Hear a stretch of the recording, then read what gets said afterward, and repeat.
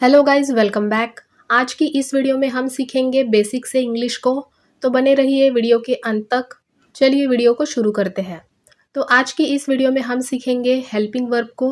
इसे ही B verb या main verb भी कहते हैं, लेकिन ये निर्भर करेगा कि सेंटेंस कैसा है। ओके, तो सबसे पहले सीखते हैं इज, एम, आर के मीनिंग को। तो अगर आपको किसी हिंदी वाक्य में दिख जाए इज, तो उसका वहाँ मतलब होगा है।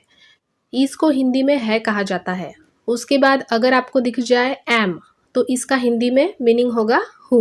और अगर आपको किसी वाक्य में दिख जाएगा आर, तो वहाँ उस वाक्य में आर का मीनिंग छुपा होगा है। चलिए इन तीनों को एग्जाम्पल के साथ समझते हैं। तो पहले सीखेंगे इसको। तो देखिए यहाँ एग्जाम्पल है, ही इज अ डॉक्टर, यानी कि वह एक चिकित्सक है। तो यहाँ देखिए लास्ट में आ गया है। तो इस तरह से इज का यूज हम है के सेंस में करते हैं। उसके बाद है एम, इसका मतलब होता है हु। जैसे कि आई एम अ स्टूडेंट, यानी कि मैं एक विद्यार्थी हूँ। लास्ट में यहाँ देखिए हु आ गया है। नेक्स्ट है आर, तो आर यानी कि है, जैसे कि वे पढ़ रहे हैं, दे आर रीडिंग, यहाँ भी है आ गया है। और आर जो है ये प्लूरल सब्जेक्ट है, यानी कि एक से ज्यादा लोगों के लिए यूज होता है, इसलिए यहाँ वे कहा गया है। यहाँ वे लोग की बात हम कर रहे हैं जो कि एक से ज्यादा है। ओके, नेक्स्ट देखते हैं वॉज और वर। यहाँ पर इसे हम वेयर नहीं कहेंगे, इसका प्रोनाउंसिएशन वेयर नहीं होगा, इसे हम बोलेंगे वर। ये इसका करेक्ट प्रोनाउंसिएशन है।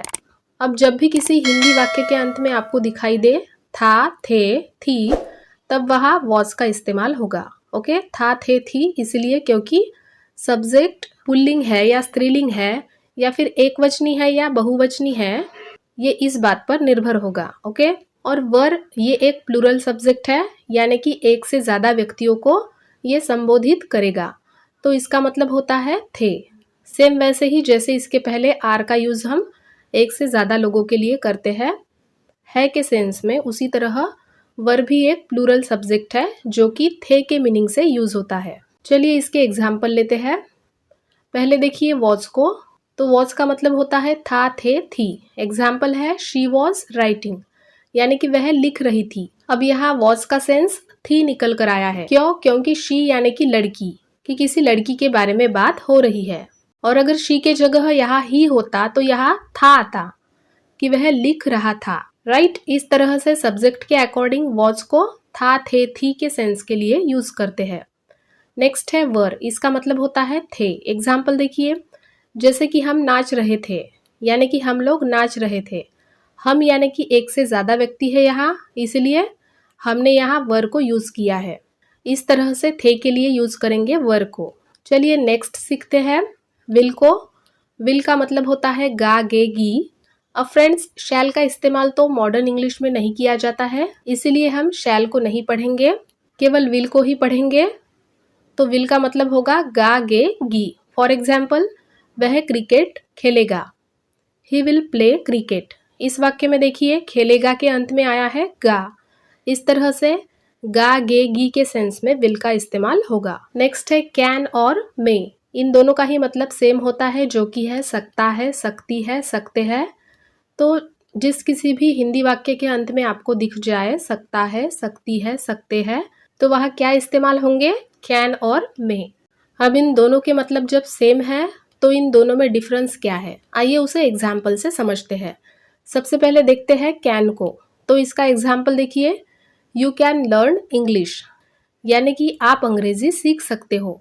तो यहाँ आपको ध्यान में लेना है कि कैन जो है वो योग्यता दिखाता है, यानी कि किसी की क्षमता दिखाता है। जैसे कि आप अंग्रेजी सीख सकते हो, ये आपकी क्षमता दिखाता है, आपकी योग्यता दिखाता है ना, कि आप अंग्रेजी सीख सकते हो। अब ये तो हो गया कैन। अब मे को देखिए, मे का मतलब भी कैन की तरह सेम है, सकता है, सकती है, सकते हैं। मे का एग्जाम्पल देखिए, जैसे कि मे आई कम इन सर। मे ये काफ़ी पोलाइट वर्ड है, इसमें एक तरह से रिक्वेस्ट होती है, मे आई कम इन सर, क्या मैं अंदर आ सकती हूँ। बहुत ही रिक्वेस्ट के साथ ऑफिशियली हम मे को यूज़ करते हैं, फॉर्मल तरीके से। May God bless you, may you live long. इस तरह सॉफ्ट स्पोकन वर्ड है ये मे। और कैन जो है वो थोड़ा टाइट होके यूज करते हैं, can I come in, can I go out, इस तरह से। ओके, अब कैन और मे के बाद समझ लेते हैं कुड को। बहुत लोगों को इसमें डाउट रहता है, तो अच्छे से समझ लीजिए इसे। कुड का यूज तब होगा जब किसी हिंदी वाक्य के अंत में होगा सका, सकी, सके, या फिर हो सकता है सकता था, सकती थी, सकते थे। ओके, आइए एग्जाम्पल लेते हैं। आई कुड डू इट, मैं ये कर सकता था। देखिए कुड आया है, इसलिए यहाँ आया है सकता था, राइट।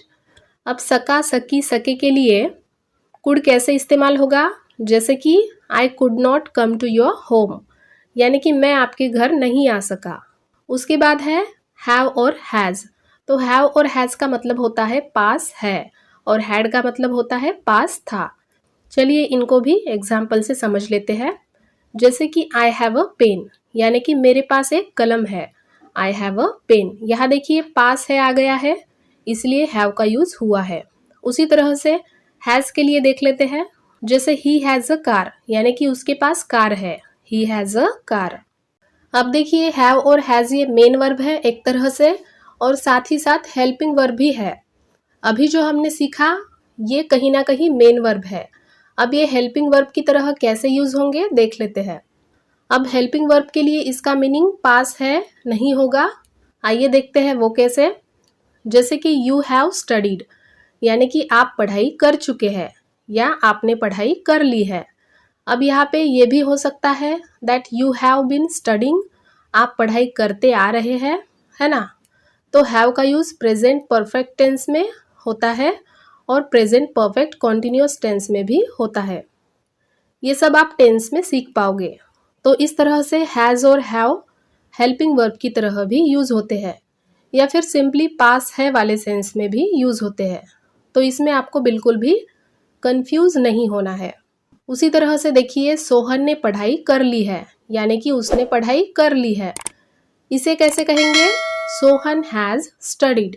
यहाँ पर देखिए इस वाक्य में हैज आया है, पर यहाँ इसका मतलब पास है नहीं होगा, बल्कि यहाँ ये एक हेल्पिंग वर्ब की तरह काम कर रहा है। ओके, चलिए नेक्स्ट देखते हैं हैड। हैड का मतलब है पास था। जैसे कि दे हैड अ पेट, पेट का मतलब है पालतू जानवर, सो दे हैड अ पेट, उसके पास एक पालतू जानवर था। मेरे पास एक कार थी, आई हैड अ कार, है ना। इस तरह से जब हम हैड को मेन वर्ब की तरह यूज करेंगे तो इसका मीनिंग आएगा पास था। चलिए अब हैड को देख लेते हैं हेल्पिंग वर्ब की तरह कैसे यूज होगा ये। For example they had studied, वे पढ़ चुके थे या उन लोगों ने पढ़ाई कर ली थी। इस तरह हैड यहाँ हेल्पिंग वर्ब की तरह यूज होगा, ना कि मेन वर्ब की तरह। और अगर हमें मेन वर्ब की तरह हैड का यूज करना रहेगा तो वह सिंपली इसका मतलब होगा पास था। ओके, तो इस तरह फ्रेंड्स इस वीडियो में हमने इंग्लिश ग्रामर के बहुत ही इंपॉर्टेंट टॉपिक्स कवर किए हैं। सो गाइज अगर आज की ये वीडियो आप लोगों को यूज़फुल लगी हो तो ज़रूर इस वीडियो को अपने फ्रेंड्स और फैमिली के साथ में ज़्यादा से ज़्यादा शेयर कीजिएगा। और हमारे इस चैनल पर अगर आप नए आए हो तो इस चैनल को सब्सक्राइब करना ना भूलें। तो चलिए गाइज मैं फिर मिलती हूँ आप सबसे अगली वीडियो में। Till then keep sharing, keep practising, keep watching English Yarn. Bye bye and take care.